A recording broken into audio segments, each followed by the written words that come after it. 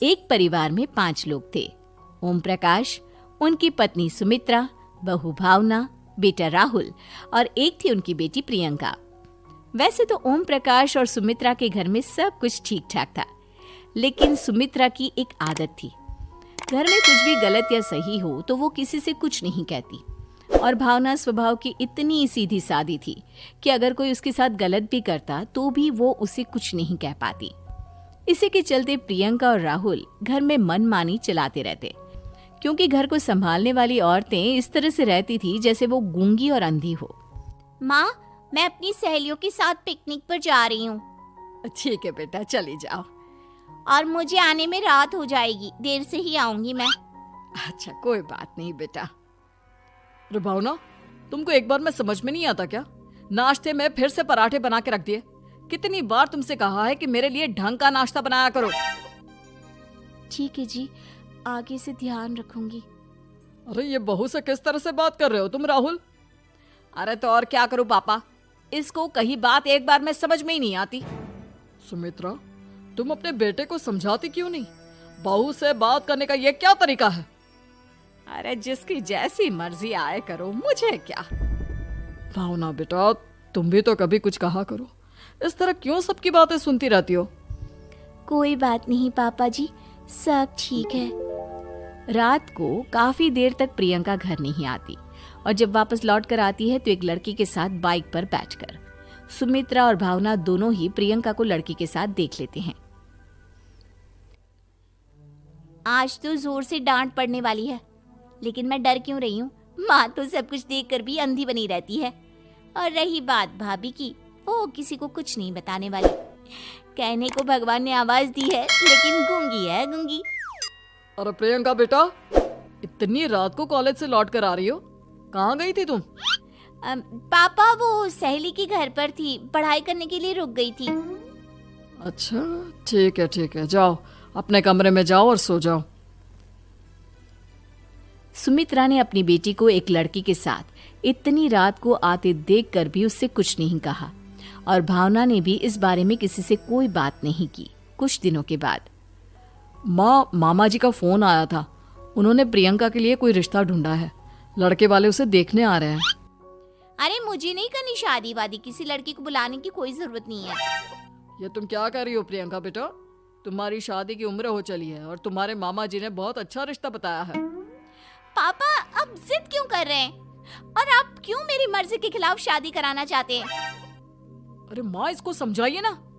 आपकी बेटी, आप तो बस चुपचाप सब कुछ होते हुए भी देखती रहती हैं। अरे तो क्या कहूँ, और मेरे कहने से क्या हो जाएगा? वैसे भी गलत क्या हो रहा है, सब कुछ सही तो है। भावना बहू, देखो तो प्रियंका हमारी बात नहीं समझेगी, लेकिन वो तुम्हारी हम उम्र है। क्या पता तुम्हारे कहने से उसे कुछ समझ में आ जाए। नहीं पापा जी, मेरे कहने से कुछ नहीं होगा। मैं प्रियंका को कैसे समझा सकती हूँ? वो ननद है मेरी, कहीं मेरी किसी बात का बुरा मान गई तो? सुमित्रा और भावना में से कोई भी प्रियंका को कुछ नहीं समझाता। इस बात से राहुल और ओम प्रकाश जी दोनों ही परेशान हो जाते हैं। और फिर जब लड़का प्रियंका को देखने के लिए आता है, मुझे आपकी बेटी बहुत पसंद है, मैं उसके साथ शादी करने के लिए तैयार हूँ।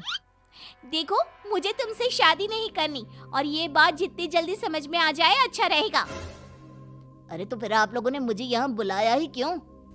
माफ कर दो बेटा, वो हमारी बेटी जरा गुस्से में है, हम उसे समझाने की कोशिश करते हैं। हाँ, देखिए आप नाराज मत होइए, वो तो उसने बस ऐसे ही कह दिया होगा। अरे कोई ऐसे ही कुछ कहता है क्या? और ये आपकी पत्नी और माँ, ये दोनों इस तरह चुपचाप क्यों बैठे हैं, जैसे इस घर के मेंबर ही ना हो?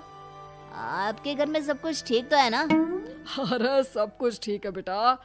सुमित्रा, समझाओ ना अपनी बेटी को। अरे क्या समझाऊं, क्या होगा समझाने से? सब ठीक ही तो हो रहा है, गलत क्या हो रहा है? भावना, प्रियंका को अंदर लेकर जाओ और उससे समझाओ कि कितना अच्छा रिश्ता है। इतना अच्छा लड़का है, इस तरह से बिहेव ना करे। नहीं जी, मैं किसी से कुछ नहीं कह सकती जी।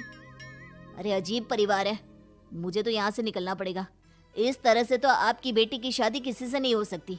जिसके घर की औरतें गूंगी और अंधी बनकर बैठ जाए, उस घर का कुछ नहीं हो सकता। ओम प्रकाश और राहुल सुमित्रा और भावना की हरकतों की वजह से बहुत परेशान हो जाते हैं। एक दिन वो दोनों आपस में बात करते हैं। पापा, समझ में नहीं आता कि भावना और माँ को कैसे समझाया जाए। सही कहते हो बेटा, तुम और मैं काम के सिलसिले में सारा दिन घर के बाहर रहते हैं और घर की दोनों औरतें जिन्हें सारा घर संभालना चाहिए गूंगी और अंधी बनकर बैठी हैं। पापा आप ही बताइए इसका क्या उपाय है। मेरी तो कुछ समझ में नहीं आता बेटा, लेकिन हमें कुछ तो करना पड़ेगा क्योंकि इन सब की वजह से प्रियंका बहुत ज्यादा बिगड़ती जा रही है। तुमने देखा उसने किस तरह से बिहेव किया था। अरे लेकिन पापा हम करेंगे क्या? हमें एक नाटक करना होगा। कुछ दिनों के लिए हम भी गूंगे और बहरे बन जाते हैं, उसके बाद इन दोनों औरतों को अकल आएगी। हाँ पापा, शायद आपकी बात ठीक है। हम दोनों हर बार बात को संभाल लेते हैं और इसी वजह से माँ और भावना कुछ भी करने की कोशिश ही नहीं करते।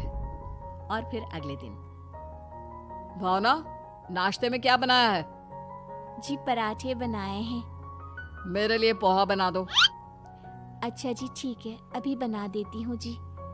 बहू, नाश्ते में क्या बनाया है? पापा जी पराठे हैं और पोहे बन रहे हैं। अरे बहू, मुझे तो उपमा खाने का मन था, मेरे लिए उपमा बना दो। ठीक है पापा जी, अभी बना देती हूँ।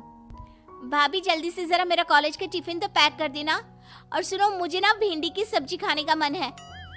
सुमित्रा चुपचाप बैठी बैठी सब कुछ देख रही थी। उसने किसी से कुछ भी नहीं कहा और ये देखकर भावना को मन ही मन गुस्सा आ रहा था, लेकिन वो किसी से कुछ नहीं कह रही थी। उसे लग रहा था कि ओम प्रकाश जी जो हमेशा उसकी साइड लेते थे वो भी आज चुपचाप बैठे हुए थे।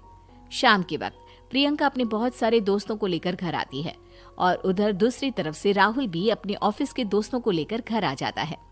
प्रियंका अपने कमरे में तेज म्यूजिक चलाकर डांस करती है और राहुल अपने दोस्तों के साथ बैठकर जोर जोर से हंस रहा था। प्रियंका और राहुल मिलकर पूरे घर को अस्त व्यस्त कर देते हैं, लेकिन भावना उनसे कोई शिकायत नहीं करती और सुमित्रा जी भी चुपचाप बैठी रहती है। लेकिन भावना और सुमित्रा के अंदर का गुस्सा धीरे धीरे बढ़ रहा था। फिर रात को ओम प्रकाश और राहुल एक दूसरे से बातें करते हैं। पापा, हमने इतना कुछ किया फिर भी भावना कुछ बोलती ही नहीं और माँ भी कुछ गलत करने से किसी को रोकती ही नहीं। तुम चिंता मत करो बेटा, इन दोनों के अंदर का गुस्सा भर रहा है और बहुत जल्दी बाहर आने वाला है। अगले दिन, अरे बहू, ये कपड़े धुले हैं या गंदे हैं? पापा जी कपड़े तो मैंने धोकर ही आपकी अलमारी में रखे थे। मुझे तो साफ नहीं लग रहे, एक बार और धो देना। प्रियंका, मैं सोच रहा था कि तुम्हें उस लड़के से शादी नहीं करनी है ना, मत करो। एक काम करो, वैसे भी क्या रखा है शादी वादी में, तुम्हें जो लड़का पसंद है उसके साथ जाकर कोर्ट मैरिज कर लो। इस बार ओम प्रकाश और राहुल की बात सुनकर भावना और सुमित्रा के अंदर का गुस्सा जाग उठता है। मैं किसी से कुछ कहती नहीं जी, इसका मतलब ये है कि आप लोग मुझे परेशान करते ही रहेंगे। कल 4 बार मुझसे नाश्ता बनवाया, आज पापा जी मुझसे धुले हुए कपड़ों को बार बार धुलवा रहे हैं। अरे मैं इंसान हूँ जी, कोई मशीन नहीं हूँ। तुम दोनों ने मिलकर इस घर की कैसी हालत बना दी है और अपनी बहन को भागकर शादी करने के लिए कह रहे हो। तुम भाई हो या दुश्मन? ओम प्रकाश और राहुल जोर जोर से हंसने लगते हैं। अरे इसमें हंसने की क्या बात है? हम लोग यहाँ इतने परेशान हो रहे हैं जी, तुम लोगों को ऐसी हरकत करने के बाद भी हंसी आ रही है। ये क्या कर रहे हैं जी आप दोनों? यही तो हम चाहते थे कि सुमित्रा तुम अंधी होकर ना बैठी रहो। घर में कुछ भी गलत हो तो उसे रोकने की कोशिश करो। और भावना, तुम अपने साथ हो रहे गलत व्यवहार पर भी कभी मुंह नहीं खोलती, ये सही बात नहीं है। मैं चाहता था कि तुम्हारी भी जुबान खुले, तुम गलत बात का विरोध करो।